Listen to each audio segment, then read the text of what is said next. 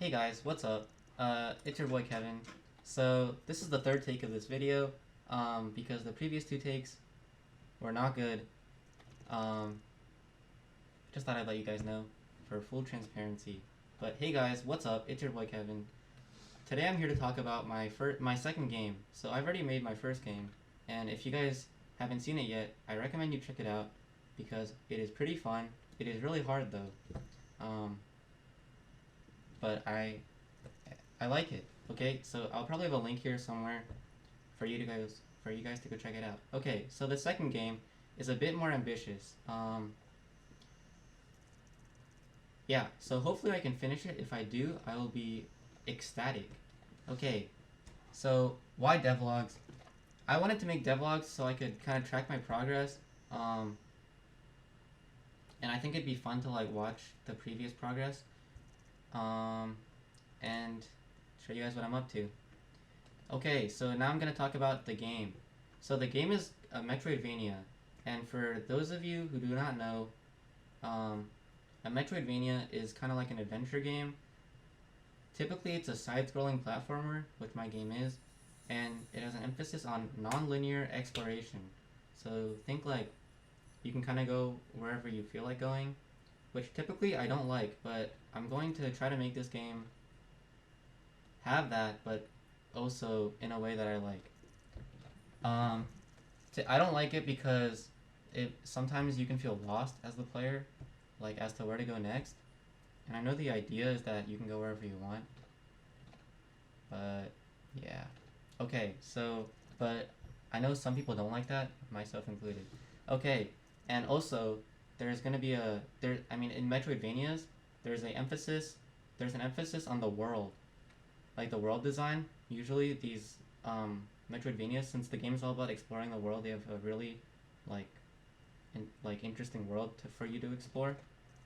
Yeah, I don't really have a world yet, like in my head, because I have gone through many of them and I just haven't decided on one. But it will probably have something to do with the name. Posy. Okay, in this, progress. So the progress I've made up until now. For the next devlog, I'm gonna keep better track of what I've been doing, because I did not do that for this one. So I'm kinda going off my memory here. So first I set up the global variables and the global functions, so stuff I'll be using everywhere, and then I set up the main scene where I'll be loading everything in. Then I made the character move left and right, and then I added a jump. So this was kind of weird because I've never done it before, but I've played a lot of platformer games. I've played a lot of really good platformer games, and so I've kind of have a feeling of what feels good. So to me, so I just kind of tweaked it until it did for me. And yeah, so the sprites are definitely inspired from my previous game, but if you'll notice, if you look closely, he has a nose now. Maybe that'll come into play. Who knows? Okay, and then state machines. So if this game were to be like well organized, the code I mean, then it would have a state machine, which is like a machine that tracks what state your player's in. So there's like a state for like jump and like walk and idle and stuff like that, and like for every state possible.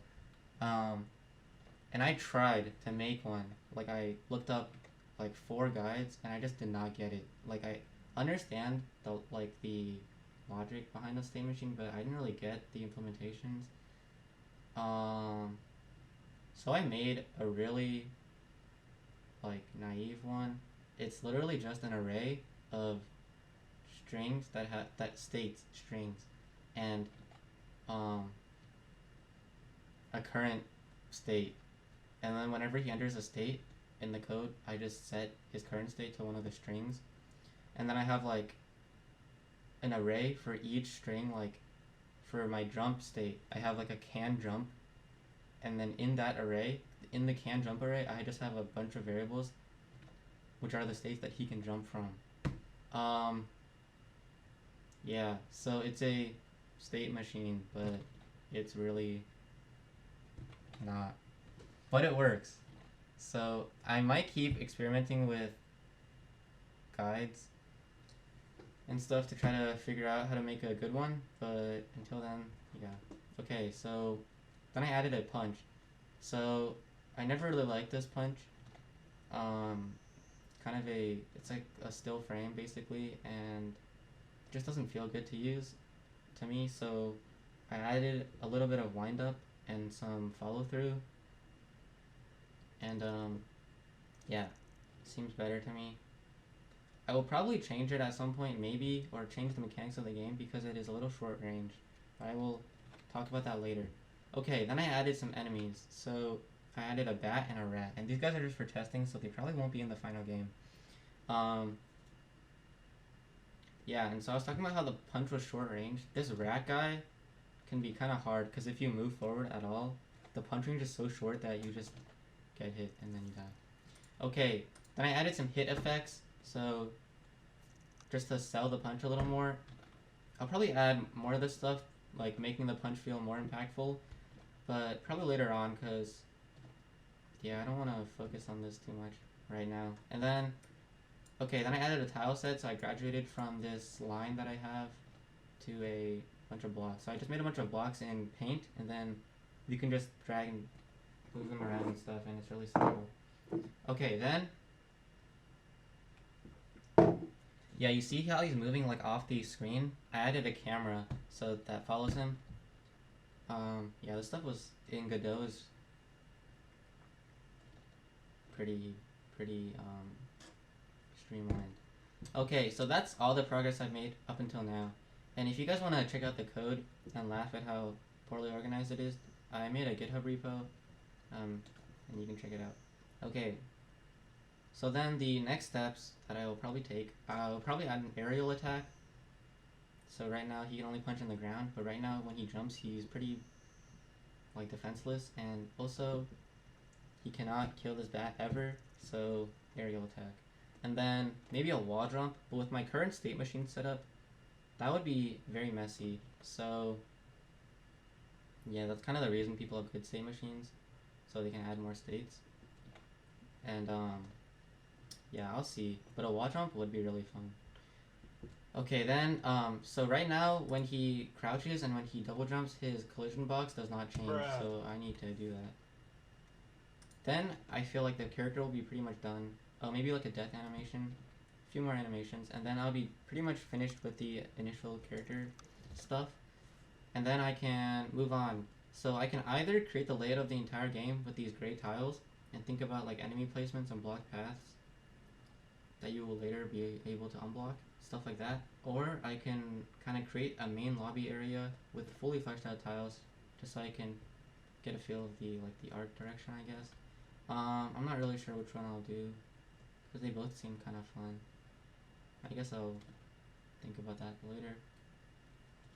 Yeah, okay.